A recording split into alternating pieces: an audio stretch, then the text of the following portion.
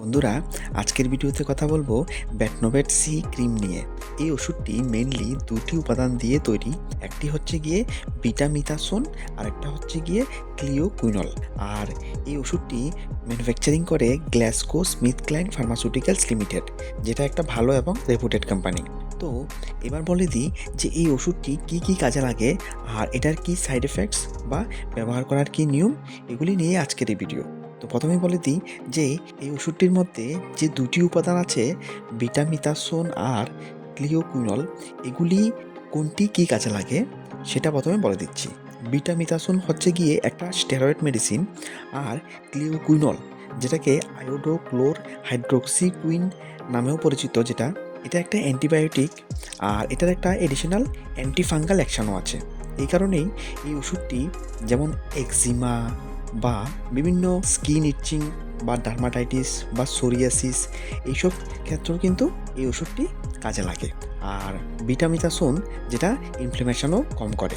এবার বলে দিই যে এই ওষুধটির মধ্যে বিটামিথাসোন আর ক্লিওকুইনল কী পরিমাণে আছে। দেখুন, betamethasone valerate IP equivalent to betamethasone আছে 0.10% ওয়েট বাই ওয়েট, আর clioquinol IP 3.0% weight by weight, আর chlorocresol IP as a preservative আছে 0.1%। আর মনে রাখবেন, যদি এই ওষুধটিকে আপনি স্টোর করতে যান তাহলে এটাকে 25 ডিগ্রির বেশি টেম্পারেচারে স্টোর করবেন না, আর এটাকে ফ্রিজ করবেন না, আর লাইট থেকে প্রোটেক্ট করে রাখবেন।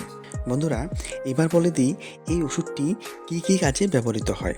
ব্যাকটেরিয়াল ইনফেকশন, দেখুন সায়েন্টিফিক্যালি যদি আমি বোঝাতে যাই তাহলে জিনিসটা একটু ডিফিকাল্ট হয়ে যাবে, তাই একদম সোজা বাংলায় বলছি। ব্যাকটেরিয়াল ইনফেকশন কি, যখন স্কিনে দেখবেন কোনো র্যাশেস বা ফুসকুড়ি আসছে, ঠিক আছে, তখন এটা ব্যাকটেরিয়াল ইনফেকশন হয়।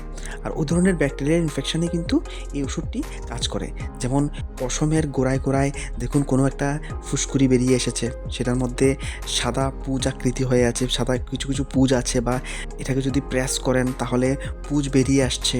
তো এই ধরনের যদি ফুসকুড়ি বের হয় যদি পশমের গোড়ায় গোড়ায়, তখন কিন্তু এই ওষুধটি ব্যবহার করা যায়। তাছাড়া কিছু ইনফ্লেমেটরি ইনফেকশন, স্কিন ইনফেকশন, যেমন যেগুলি ফাঙ্গাল ইনফেকশনও আপনি বলতে পারেন, ফাঙ্গাসের কারণে হয়ে থাকে, যেমন রেডনেস, সোয়েলিং বা ইচিং, বা এক্সিমা, যেটা কমনলি আপনারা সবাই জানেন এক্সিমা কী ধরনের হয়, গোলাকৃতি হয়ে ফাঙ্গাল ইনফেকশন হয়ে যায় স্কিনের মধ্যে।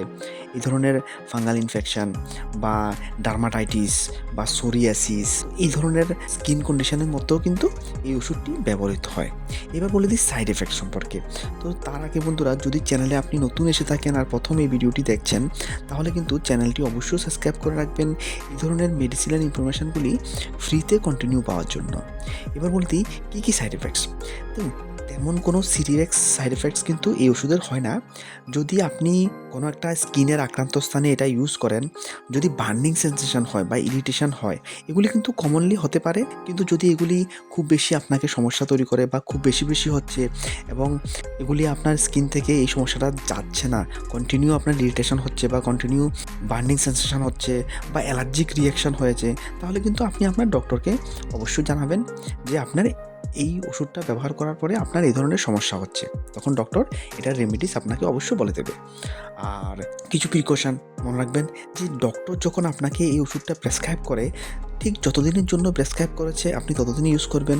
আপনি কিন্তু তার থেকে বেশি সময় এটা ইউজ করবেন না, বা একবার ইউজ করলেন 15 দিন 20 দিন ইউজ করলেন, তারপর আবার বন্ধ করে আবার ইউজ করলেন, নিজের থেকে এইভাবে ইউজ করাটা কিন্তু ঠিক না। ডক্টর কনসালটেশন অবশ্যই প্রয়োজন। বন্ধুরা, জিএসকে কোম্পানি দেখুন এখানে একটা স্ক্যানার দিয়েছে। আপনি যদি ওষুধটি সম্বন্ধে জানতে চান ডিটেলস সব কিছু, এই স্ক্যানার যদি স্ক্যান করেন আপনি অটোমেটিকলি ডিটেলস ইনফরমেশানগুলি পেয়ে যাবেন। ঠিক আছে বন্ধুরা, এই ভিডিওতে অতটুকু ইনফরমেশান শেয়ার করলাম।